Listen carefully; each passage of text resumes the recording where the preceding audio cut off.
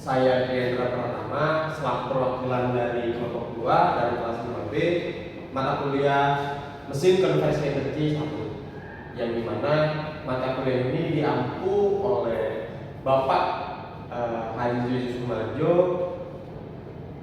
yang menjadi dosen sekaligus pembimbing kita dalam membuat kerja kelompok yang kita tampilkan pada hari ini. Sebelumnya yang terhormat kembali pada Bapak Jojo dan juga kawan-kawan seluruh mahasiswa teknik mesin fisika maupun kawan-kawan teknik mesin dan juga fakultas teknik lainnya yang sedang menonton video pada hari ini. Nah, izinkan saya untuk membahas tentang kinerja boiler pada PLTU Unit 1 di PT Semen Tonasa. Dari kelompok 2 di kelas 5B. Nah, di sini saya tidak sendirian. Kami merancang ini dengan berbagai macam orang dan dari beberapa dinamika. Yang pertama di sini saya sendiri, yaitu Hendra Pratama. Lalu ada Kang Muhammad Rajib Akbar, lalu di sana ada Kang Putra Abdi Wijaksana, Kang Alfian Dwi Widanto, Kang Adri Rahmatullah, serta Kang Aziz Bayu Nugroho. Oke, di sini kita akan membahas terlebih dahulu dari daftar isi yang tentunya kita perincikan pada presentasi kita hari ini, yang kita ambil dari sebuah jurnal. Minimal pertama itu anggota kelompok tadi kita sudah bahas. Lalu selanjutnya masuk pada latar belakang, di mana latar belakang tersebut merupakan sebuah akar dari permasalahan mengapa kita juga mengambil si jurnal tersebut sampailah kepada solusi yang memang kita ambil. Lalu masuk pada rumusan masalah yang di sini kita akan perincikan bahwasanya rumusan masalah ini apa sih yang memang kita bawa pada presentasi kita pada hari ini. Lalu pembahasan, yaitu intisari dari apa yang memang kita bahas untuk kita bawakan, serta kesimpulan ataupun solusi dan juga penutup. Nah, mungkin kita beranjak terlebih dahulu dari latar belakang, yang dimana latar belakang ini berisi pada PT Semen Tonasa, yang dimana PT yang berbentuk Persero merupakan sebuah perusahaan yang menggunakan boiler sebagai penghasil uap. Nah, yang nantinya akan digunakan untuk menggerakkan turbin menghasilkan sebuah listrik. Berdasarkan informasi yang diperoleh dari PLTU Semen Tonasa, selama pengoperasiannya telah terjadi penggunaan daya dari 25 MW dan pada saat komisioning menjadi 20 MW. Nah, ini sebuah penurunan dari sinilah timbul gagasan untuk melakukan analisis kinerja boiler pada PLTU PT Semen Tonasa, khususnya pada boiler. Nah, di sini kita masuk pada rumusan masalahnya. Kita dapat bahwa rumusan masalah seperti ini. Adapun tujuan yang ingin dicapai dari penelitian ini adalah untuk mengetahui performasi boiler di PLTU Unit 1 PT Semen Tonasa pada kondisi operasi pada tahun 1997 dengan kondisi sekarang 2012, ataupun yang memang di jurnal tersebut dijelaskan bahwa pada tahun 2012, serta untuk mengetahui faktor-faktor penyebab turunnya efisiensi si boiler di PLTU Unit 1 PT Semen Tonasa. Nah, metode penelitian yang akan dilakukan itu yaitu efisiensi boiler dan juga pemahaman mengenai boiler itu sendiri. Di sini kita membahas lebih rincinya tentang boiler ini. Nah, kalau misalnya kita ngomongin tentang boiler, kita bisa lihat bahwasanya boiler adalah sebuah vessel tertutup yang digunakan untuk merubah air menjadi uap, terutama uap yang bertekanan. Nah, dengan cara melakukan penambahan panas. Nah, vessel terbuka yang menghasilkan uap bertekanan atmosfer itu tidak disebut sebagai boiler. Nah, di sini kita pahami ya tentang boiler itu apa. Nah, bisa kita masuk kembali pada furnace boiler energi kimia bahan bakar diubah nih menjadi energi panas. Nah, panas ini kemudian dipindahkan ke air seefisien mungkin oleh boiler itu sendiri. Nah, dengan demikian fungsi utama dari si boiler adalah untuk menghasilkan uap. Nah, uap di atas uap di atas tekanan atmosfer melalui penyerapan panas yang dihasilkan pada proses pembakaran. Nah, perhitungan efisiensi boiler dengan metode tak langsung ataupun heat loss method itu standar acuan untuk uji boiler di tempat dengan menggunakan metode tak langsung adalah British Standard ataupun BS 845 pada tahun 1987 dan USA Standard ASME PTC 41 Power Test Hot Steam Generating Unit atau kita bisa di sini ya melihat sebuah kerugian yang memang terjadi pada boiler. Nah, di sini kita lihat boiler yang warna abu-abu. Nah, boiler di sini menjadi sebuah warna. Nantinya akan masuk input yaitu ataupun variabel-variabelnya, contohnya adalah bahan bakar, terus juga udara dan juga air. Nah, di sini akan masuk ke dalam boiler yang nantinya akan menghasilkan sebuah steam output. Nah, steam output ini nanti akan menjadi flue gas sample. Nah, dalam proses kinerja si boiler itu terjadi beberapa kerugian contohnya yang sudah ada di gambar bisa kita lihat adalah surface loss, dry flue gas loss, H2 loss, moisture in fuel, moisture in air, CO loss, fly S loss, bottom S loss sampai ke blowdown. Nah, di situ sebuah proses-proses yang terjadi di dalam boiler ternyata pada proses ini terjadi kehilangan-kehilangan ataupun kerugian-kerugian yang telah dianalisis. Nah, kerugian-kerugian ini yang sudah saya jelaskan. Nah, di sini kita masuk ke dalam analisa efisiensi boiler. Berdasarkan metode heat loss ataupun kehilangan panas sesuai standar ASME PTC 4-1 dengan didukung analisa ultimat batubara, temperatur gas buang keluar air heater, temperatur udara sekitar, dan beberapa asumsi yang memang diperlukan, maka efisiensi termal boiler dapat dihitung.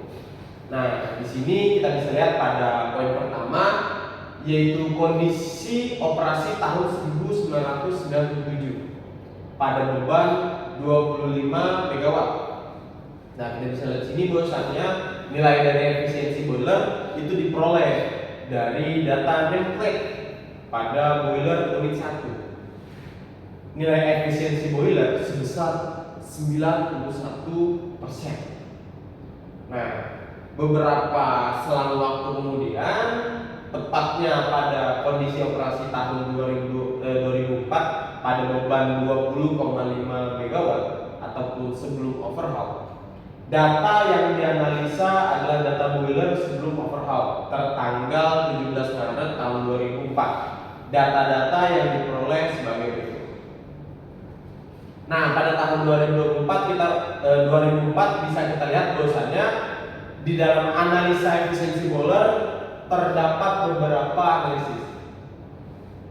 Nah, data ini berdasarkan tanggal 17 Maret 2004 dengan keterangan terdapat item, simbol, as tested ataupun terbukti jumlahnya dan juga serta unit ataupun besarannya. Pada tabel pertama, data boiler dan ultimat batubara pada kondisi sebelum OHA itu bisa kita lihat dalam koal analisis.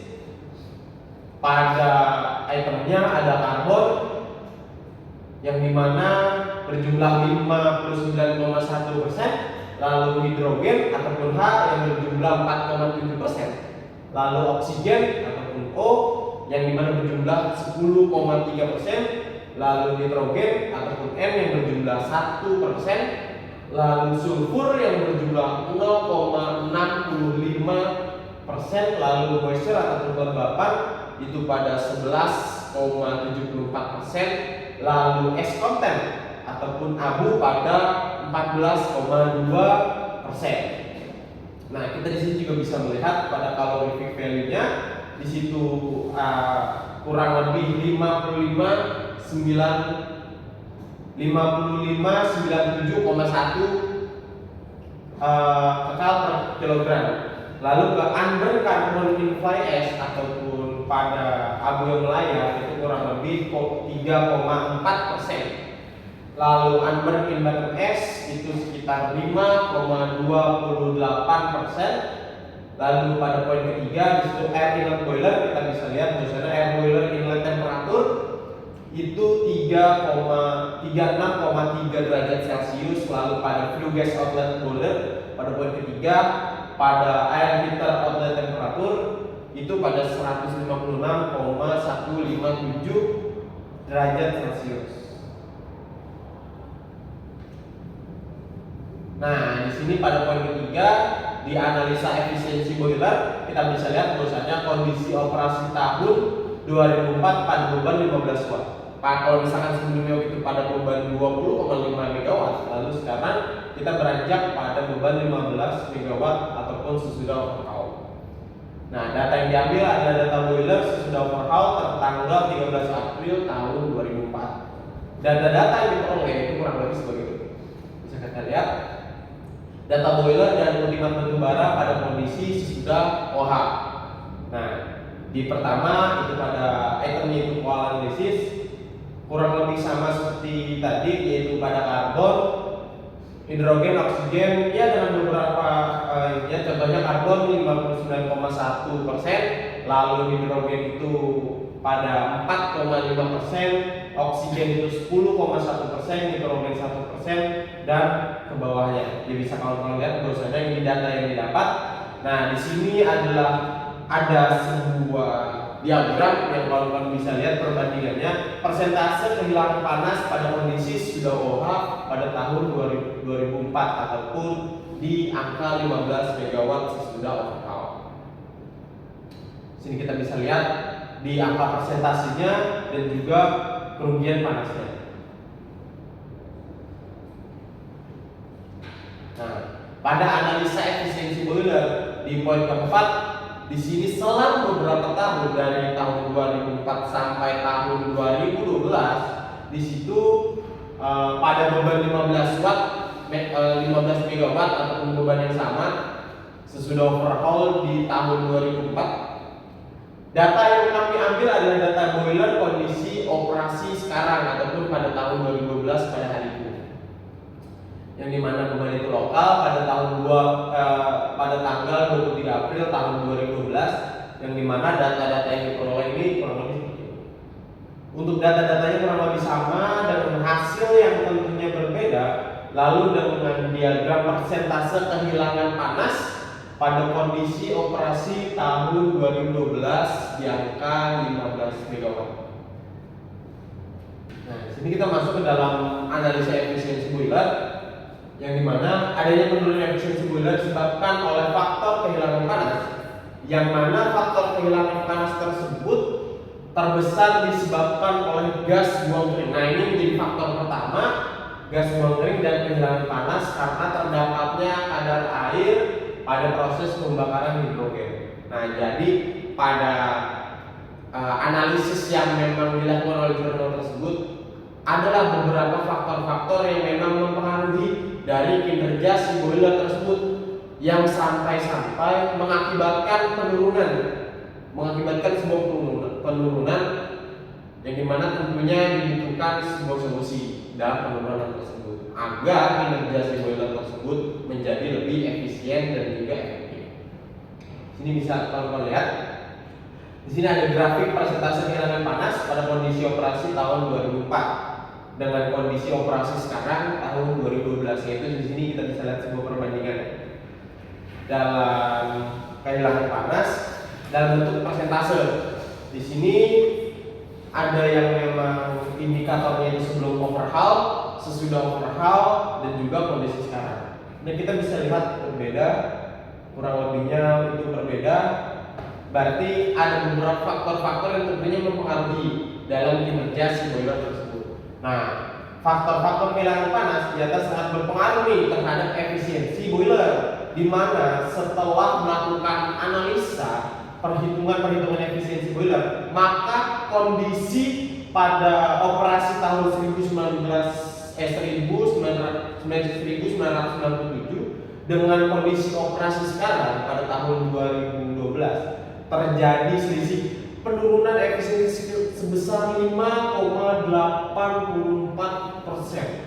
Nah, ini merupakan kondisi yang sangat, kurang lebihnya dilihat seperti kecil, cuma ini sangat berpengaruh terhadap kinerja si boiler. Nah, di sini kita bisa lihat bahwasanya faktor penurunan efisiensi boiler yang sudah saya katakan tadi mempunyai pengaruh nih terhadap kinerja si boiler tersebut. Nah, salah satu contohnya yaitu faktor pertama, nilai kalor ataupun ultimat batu bara yang dapat kita lihat bahwa nilai kalor ataupun CV batu bara yang digunakan pada tahun 1997 di sana adalah 5702,4 kakal per kilogram. Sedangkan pada kondisi operasi tahun 2004 nilai kalor turun kurang lebih sebesar 200 kakal per kilogram. Nah, di situ kemudian pada kondisi operasi sekarang nilai kalor batu bara yang digunakan meningkat dari tahun 2004. Nah, sebesar 5673,19 kakal per kilogram. Nah, di sini berarti ada penurunan lalu ada peningkatan dalam jumlah si nilai kalornya pada batu bara tersebut. Apakah ini mempengaruhi? Nah, di sini kita bisa lihat pada tabel keempat bahwasanya pengaruh penurunan nilai kalor terhadap efisiensi boiler. Tentunya sangat mempengaruhi. Yang dimana nilai kalornya itu 5702, 5280, 4800. Ini untuk penurunan efisiensi boiler ini untuk pertama itu enggak ada. Nah, untuk selanjutnya itu 0,468, lalu untuk selanjutnya itu penurunan efisiensi boiler sekitar 1%.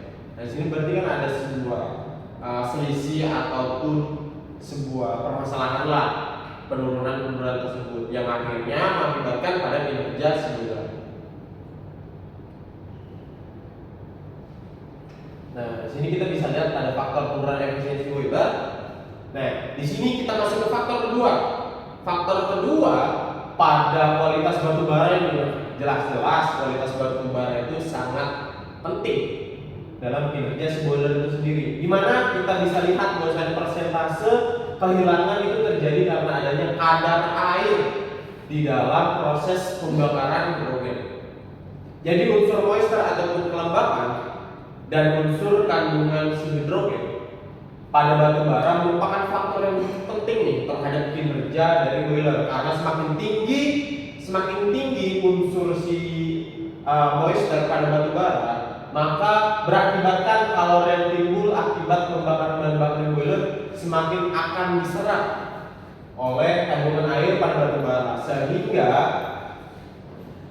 mengurangi kalori yang digunakan oleh boiler untuk mengeluarkan air umpan ataupun feed water.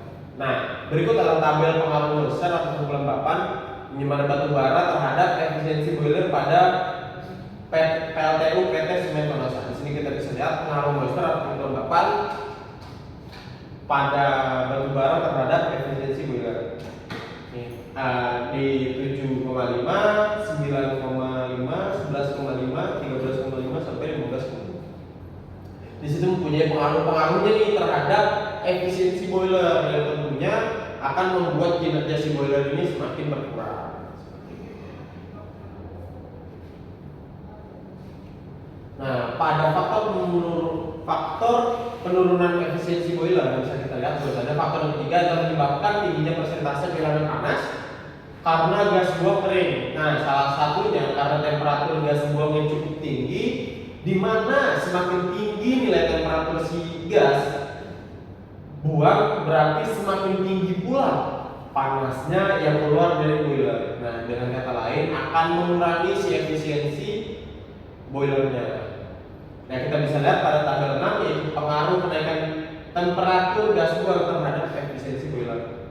Temperatur gas buangnya bisa kita lihat itu sangat bervariatif, yang naik terus dari 131 sampai 150, yang dimana penurunan efisiensi boilernya dari 0,175 sampai 1,026, yang dimana 1% ini mempunyai pengaruh kecil, tapi kalau misalkan terjadi terus menerus akan semakin membesar si penurunan efisiensi boiler. Nah, dimana faktor keempatnya kalau misalnya kita analisis bisa dilihat yaitu temperatur udara pembakaran, di mana temperatur udara pembakaran juga berpengaruh. Di sini dapat dinaikkan dengan memanfaatkan temperatur gas buang yang tinggi melalui air heater. Dengan naiknya temperatur udara pembakaran, maka efisiensi si boiler juga semakin meningkat. Nah, kenaikan suhu udara pembakaran sekitar 20 derajat Celcius dapat meningkatkan efisiensi boiler sebanyak 1%. Dimana angka 1% ini sangat lumayan. Nah, untuk faktor kelima yaitu umur pakai ataupun lifetime dari si boiler, itu juga menjadi faktor. Nah, dari faktor-faktor yang menjadi sebuah akar permasalahan penurunan kinerja si boiler, nah kita di sini kita coba tarik kesimpulan. Pada efisiensi boiler unit 1 PLTU PT Semen Toraksa itu mengalami penurunan sebesar 6,04%, yang dimana pada kondisi operasi tahun 1997 itu efisiensi boiler unit 1 sebesar 9,1%. Sedangkan efisiensi boiler kondisi operasi sekarang ataupun pada tahun 2012 sebesar 84,96%. Ini mempunyai sebuah menghasilkan sebuah angka yang berbeda pada tahun 1997. Yang dimana angkanya ini kurang lebih berkisar sekitar 6% sampai 7%. Nah, faktor-faktor penyebab penurunan efisiensi boiler di PLTU PT Semen Toraksa yaitu nilai tawar dari batu bara, kita sudah jelaskan, kandungan air dalam batu bara ataupun kelembapannya, lalu temperatur gas buang kering, temperatur udara pembakaran, serta umur pakai ataupun lifetime dari si boiler tersebut yang menjadi faktor penurunan efisiensi si boilernya. Lalu pada faktor penurunan efisiensi terbesar terletak pada penghilangan panas yang tentunya itu diakibatkan oleh gas buang kering, sebagaimana pada kondisi operasi tahun 2004 sebesar 5,59 dan pada kondisi operasi sekarang 2012 sebesar 5,79% atau meningkat sebesar 0,20%. Nah, di sini kita bisa lihat tulisannya jurnal yang memang kita pilih. Dan ini untuk daftar pustakanya, jika memang kalau ingin melihat silahkan, ini kita sediakan untuk daftar pustakanya, silahkan juga dibrowsing. Dan kurang lebihnya terkait dengan si kinerja boiler pada PLTU 1 PT Semen Toraksa kurang lebihnya seperti itu yang memang dianalisis oleh si jurnalnya, dan kami di sini mereview kembali terkait jurnalnya agar kawan-kawan di sini dapat memahami dari jurnal ini agar lebih mudah. Nah, saya pikir dari apapun yang memang sudah kami kerjakan dan juga kami buat di sini untuk mengedukasi, ya saya harap ini bisa menjadi batu loncatan kawan-kawan agar memahami kembali terkait dengan power plant yaitu pada boiler, dan kawan-kawan di sini juga bisa membaca banyak jurnal untuk terus berkembang menjadi sebuah teknorat yang tentunya akan berguna bagi bangsa dan juga negara. Dan saya pikir juga serta saya rasa para pembuatan tugas kami di sini masih banyak kekurangan. Jika memang ada saran dan juga masukan, kami sangat terima dengan baik hati. Lalu untuk segala kesalahan yang saya ucapkan dan kawan-kawan kami buat dalam PowerPoint tersebut ada kesalahan, kami mohon maaf sebesar-besarnya. Dan yang kurang lebihnya kami mohon maaf. Wabillahi taufiq wal hidayah. Wassalamualaikum warahmatullahi wabarakatuh.